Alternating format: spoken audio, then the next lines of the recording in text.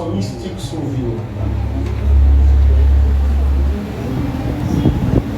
Je recevoir appel moi. Quel que soit l'esprit qui t'empêche de vivre, soit son esprit bon, papa ou une habitation, non d'habitation.